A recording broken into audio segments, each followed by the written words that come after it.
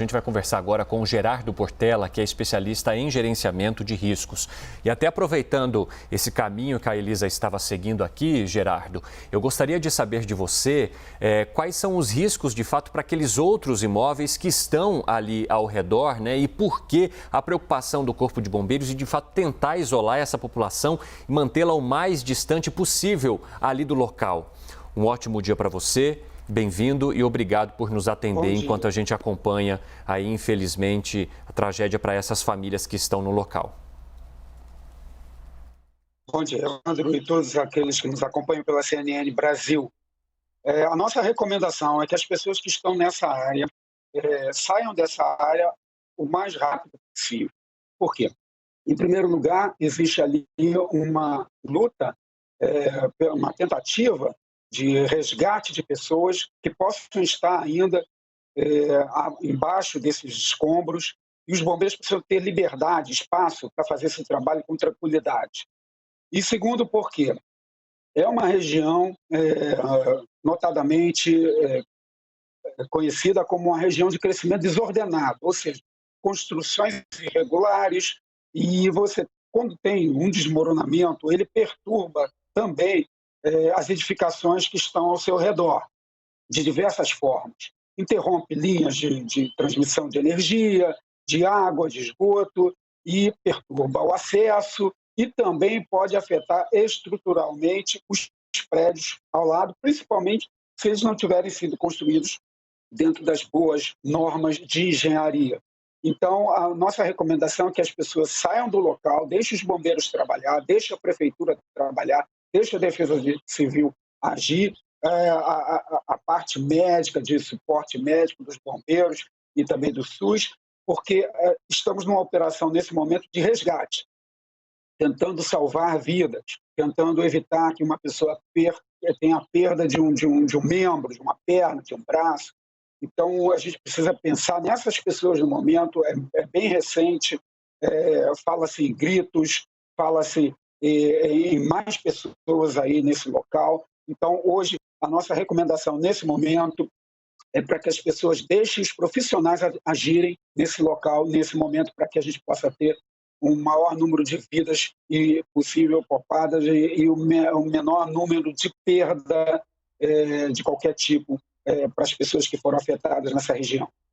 Seguimos conversando ao vivo com Gerardo Portela, que é especialista em gerenciamento de riscos. E, ao mesmo tempo, enquanto você acompanha com a gente este Breaking News, conversando com o Gerardo, a gente tem as imagens ao vivo, o que está acontecendo neste momento na comunidade, os bombeiros fazendo ali todo o trabalho para diminuir cada vez mais a fumaça. As chamas já desapareceram, mas ainda temos muita fumaça. Gerardo, esse tipo de cenário ainda oferece muito risco? E eu até faço aqui essa pergunta fazendo uma conexão com as questões elétricas, nessas ligações, a quantidade de fiação que a gente está vendo ainda por ali. Então, mesmo que nós não tenhamos mais o fogo, ainda é um estado de atenção? Elisa, sim, com certeza há muitos riscos, porque você, quando tem um circuito elétrico de uma residência e mais as linhas de alimentação elétrica de uma rua, você utiliza dispositivos de segurança que automaticamente se interrompem a transmissão de energia quando acontece alguma coisa desse porte. Entretanto, a gente sabe que é uma área de construção irregular, onde muitas vezes, para economizar, dispositivos de segurança como disjuntores e outros equipamentos que nós utilizamos na transmissão de energia, não são colocados ou são mal instalados, ou as pessoas que instalam não têm o devido conhecimento. Então, é possível que tenhamos algumas linhas de transmissão elétrica, cabos, fios energizados. Além disso, pode ter nessa região também a armazenagem de hidrocarbonetos, ou seja, gás, botijões de gás, também as instalações de gás. Nós não sabemos se é uma instalação feita de forma autorizada, regular, com todos os testes prévios realizados. Então, a presença desse hidrocarboneto, ele pode estar dentro de um cilindro que foi amassado, pressurizado. Então, há uma série de riscos de vazamentos de água, porque você tem linhas, tubulações, e essa água misturada com a energia, né, de fios que possam estar ali ainda energizados, pode sim causar acidentes, inclusive põe em risco o próprio trabalho dos bombeiros, né? Infelizmente, a gente tem relatos de vítimas fatais em eventos como esses dos bombeiros, que há desabamentos de segunda instância, né? Após o grande desabamento, você tem outros, e às vezes os bombeiros são pegos, né, numa situação desfavorável e passam de heróis para vítimas, não deixando de ser heróis, obviamente. Gerardo, eu gostaria que você nos ajudasse até a localizar as pessoas que nos acompanham, já que a gente tem, né, gente de todo o Brasil aqui de olho na CNN. Esse é um local de muito difícil acesso, tem vias próximas que facilitam aí com que as autoridades possam resgatar e encaminhar essas pessoas. Quais são as principais dificuldades aí dessa comunidade de Rio das Pedras, desse local onde esse desabamento aconteceu? E até agora a gente tem um mapa ali mostrando e fazendo uma comparação até, né, com a Barra da Tijuca, se não me engano, a distância, a dificuldade para se atingir. Então a gente tem ali, ó, o Rio das Pedras, né? E aí depois a gente mostra o tempo de deslocamento num dia normal para a Barra da Tijuca. Há uma dificuldade muito grande de acesso a esses locais mesmo, hein, Gerardo? A Barra da Tijuca é o bairro próximo dessa região da Uzema, do Rio das Pedras. E essa comunidade, o bairro da Barra da Tijuca é totalmente contornado por lagoas, pelo próprio mar, e criando pontes e restrições para o deslocamento das pessoas. Nessa região, há sempre uma suspeita de construção desordenada, porque é uma região ocupada irregularmente ao longo de anos, e envolvendo questões de milícia e outras questões de problemas urbanos. Então, nós temos uma região com uma certa precariedade. Por que essas regiões são ocupadas irregularmente? Geralmente são regiões de difícil construção, onde a construção é cara e inviabiliza a construção de prédios, porque fica muito caro. Então, não é um produto interessante para quem quer vender imóveis, porque é uma região onde fica muito caro, embora seja um bom local, é muito caro construir devido à dificuldade da encosta. Entretanto, aqueles que querem vender um prédio irregularmente procuram justamente elas, né? E assim nascem também as favelas, as comunidades, né? Porque são regiões que têm menor interesse comercial, então são ocupadas pela população que não tem condições de construir, de adquirir um bem imóvel, e acabam sendo feitas construções aquém daquilo que é necessário tecnicamente para manter a segurança nesse local. Principalmente quando você tem, então, uma coisa um pouco mais desenvolvida, que seria aí a milícia ou outros atores nesse cenário, que fazem a aparência do prédio, né, similar a um prédio construído corretamente na Barra da Tijuca, por exemplo. Há prédios nessa região que parecem prédios que ficam ali na região, por exemplo, do Jardim Oceânico, que é um bairro dentro da própria Barra da Tijuca. Então, isso confunde o leigo, e ele passa a ter uma sensação falsa de segurança e adquire imóveis, e esses bairros vão crescendo desordenadamente, e o poder público precisa atuar, interferindo nesse crescimento, mas é uma situação bastante difícil, porque existem também criminosos, né, auxiliando nesse trabalho de ocupação, o que torna uma situação extremamente complexa. Das grandes metrópoles do Brasil, não só do Rio de Janeiro, nós estamos vendo aqui pela CNN o que está acontecendo no Rio, mas outras grandes metrópoles no Brasil passam por isso, e a solução para esse tipo de problema é muito maior, é uma solução a nível nacional, de um plano melhor para servir a população com o mínimo de condições de habitação. Então, seria um plano de construir habitações, e como governos após governos. Isso não é feito, então surgem essas milícias e outros grupos tentando suprir aquilo que o governo federal, estadual, municipal não consegue realizar por uma diversa quantidade de fatores. Seguimos conversando ao vivo aqui com Gerardo Portela, ele que é especialista nesse tipo de gerenciamento De todas essas imagens aí que vocês estão acompanhando, até porque existe o problema, primeiro, da gente conseguir identificar, das equipes identificarem, a gente compartilhar com vocês quantos feridos, quantas pessoas ainda seguem desaparecidas e o pós-desastre, assim digamos, né, de identificar o que teria feito esse prédio desabar. Quem é o responsável por esse tipo de construção? É uma construção que foi feita de maneira organizada? É uma casa que simplesmente foi construída em cima da outra? E aí, quando a gente traz esse tipo de questionamento, a gente acaba caindo numa outra conversa, que é a questão social, né? Quando acontece esse tipo de tragédia, é aí que a gente vira os nossos olhos para a quantidade de pessoas que essas pessoas estão nessas condições da maneira como conseguem viver, diante do salário que ganham e vão dando um jeito nas suas vidas, construindo uma casa ali, uma coisa em cima da outra, a fiação que vai ficando desse jeito que você está vendo, todas as estruturas, como o especialista estava dizendo, de tentar identificar como que é a estrutura de gás, né, desse tipo de casa, se é um gás encanado, de que maneira isso foi feito, porque é um problema que vai se somando a outro. É uma pena que a gente só traga esse tipo de discussão importante para a sobrevivência dessas comunidades apenas quando as tragédias acontecem.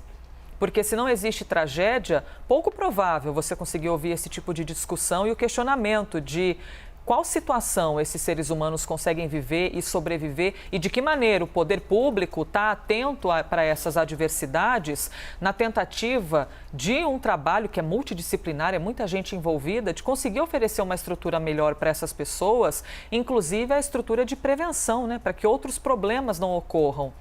E enquanto a gente vai conversando aqui, compartilhando com vocês tudo que chega de informação, você sabe que na CNN Brasil é tudo ao vivo, a gente consegue observar os bombeiros que estão trabalhando e ainda tentando desaquecer, né, assim digamos, todo esse escombro que veio abaixo. Nessa imagem, vocês estão vendo que tem, além de muito cabo, muita fiação, existe o que parece ser um gerador de energia. Transformador. Transformador, Evandro, sim. Um transformador ali jogado, né, em meio a esses escombros. Por isso esse estado de atenção das equipes de resgate. Exatamente. Nós temos informações atualizadas também da Secretaria Municipal de Saúde do Rio de Janeiro, que dão conta de que 3 pacientes deram entrada no Hospital Municipal Lourenço Jorge, que fica na Barra da Tijuca. Nós temos até uma imagem que mostra o deslocamento que essas pessoas precisariam fazer. Eu gostaria que vocês colocassem aquela imagem do mapa para a gente, que nós trouxemos agora há pouco, mostrando esse deslocamento. Então, você pode perceber que o ponto de saída é Rua das Uvas, aonde o prédio desabou ali na comunidade de Rio das Pedras. Logo depois, essas pessoas elas precisam se deslocar até a Barra da Tijuca e esse trajeto dura de 22 a 28 minutos. No caso do Hospital Lourenço Jorge... Né? Isso. Carro, sem contar o transporte Exatamente, público, né? No caso de carro, né? Essa distância leva aí entre 22 a 30 minutos, que é mais ou menos a distância também para o Hospital Municipal Lourenço Jorge, para onde essas pessoas foram encaminhadas e, segundo a Secretaria Municipal de Saúde do Rio, estão sendo avaliadas neste momento. Não há ainda nenhuma informação sobre ferimentos graves nessas pessoas que já foram resgatadas e levadas, e o que a gente acompanha neste momento são imagens ao vivo, né, dos bombeiros trabalhando ali no local para tentar localizar mais pessoas que estariam debaixo dos escombros, segundo informações que foram passadas pelos próprios moradores. Enquanto a gente acompanha essas imagens ao vivo, nós conversamos também com o Gerardo Portela, que é especialista em gerenciamento de riscos. Gerardo, só para que a gente fique mais claro, naquele momento que nós conversávamos, a nossa ligação ali não estava muito boa, né? A gente estava tendo muita interferência. Eu mostrei agora esse deslocamento aí das pessoas. Essa é uma dificuldade que os bombeiros e as famílias que estão ali ainda vão encontrar agora para poder encaminhar pessoas que sejam encontradas para os hospitais e unidades de saúde ali daquela região. Sim. É uma região muito próspera do Rio de Janeiro, que é a Barra da Tijuca.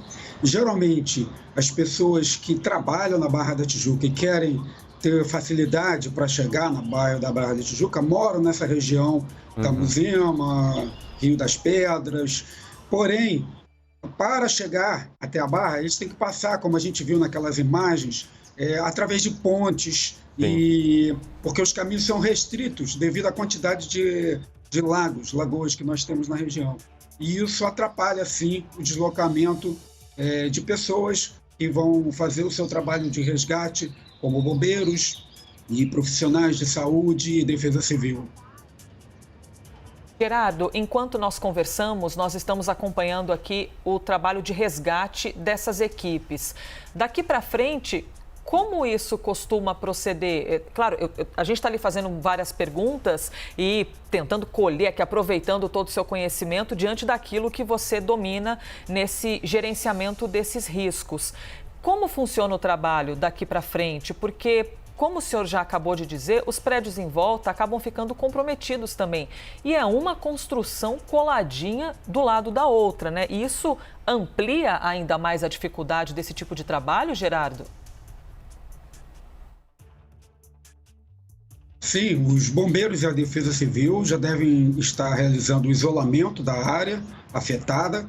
Quando eu digo afetada, não é só aquela que está coladinha ali, que está impactada fisicamente, mas toda a região que precisa ser protegida, porque é o cenário de resgate.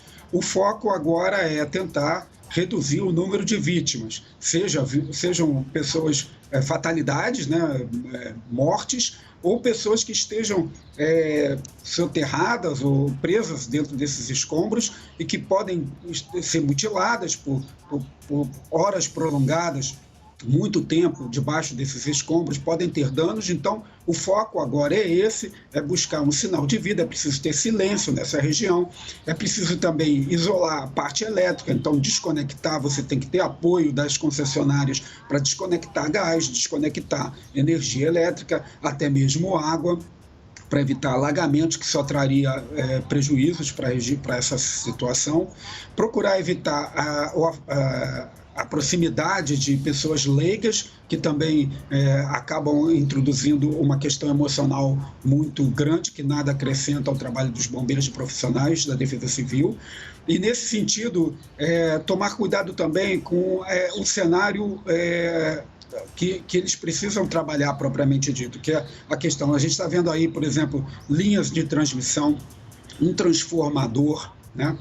Você tem lubrificantes, óleos quentes, aquecidos, esses transformadores podem superaquecer, você tem derrames, você tem pessoas que estocam hidrocarbonetos, às vezes gasolina em casa, às vezes outros produtos. A gente tem a questão também da pandemia, porque você vai fazer esse tipo de trabalho de resgate, mas também há uma exposição a risco, mesmo estando vacinado, e há outras pessoas envolvidas. Então, é um cenário emergencial onde o foco, nesse momento, é tentar reduzir o número de perdas humanas ou mesmo pessoas feridas não terem um agravamento por falta de um resgate. Esse é o momento. Paralelamente, já devem ter equipes da Defesa Civil tentando avaliar, já iniciando uma investigação sobre as causas. É um momento importantíssimo para essa investigação, porque, como é recente, então, as evidências objetivas que vão ajudar a montar toda a linha de tempo de como esse evento ocorreu, estão disponíveis. Então, eles estão tentando procurar evidências objetivas, detalhes, informações, fotografias. Hoje a gente tem drones, várias formas de registro. A própria imprensa colabora com as imagens e isso corre em paralelo. O foco principal é o trabalho de resgate, a busca de ouvir um ruído, o uso de cães treinados para tentar encontrar uma pessoa, porque é uma luta contra o tempo. Imagine você numa pandemia onde você tem a sua residência como seu castelo, a sua local de aconchego, o seu local de refúgio. E você, dentro dele, sofre uma situação como essa no meio da madrugada. Então, imagine o que essas pessoas possam estar passando. Então, é uma luta muito intensa dos bombeiros, dos profissionais, tentando afastar a questão emocional e trabalhar focado na localização de pessoas, na localização de riscos para que não haja um escalonamento da situação. E esse trabalho é um trabalho complexo e que você tem que estar preparado para ele 24 horas por dia. Você não sabe quando vai acontecer. Uma bela madrugada, véspera de feriado, e você de repente tem uma tragédia. Então, esses profissionais saíram de seus quartéis, saíram de seus postos de trabalho, alguns saíram da própria cama para poder fazer uma resposta a essa emergência, e agora nós torcemos e pedimos a Deus que eles tenham êxito.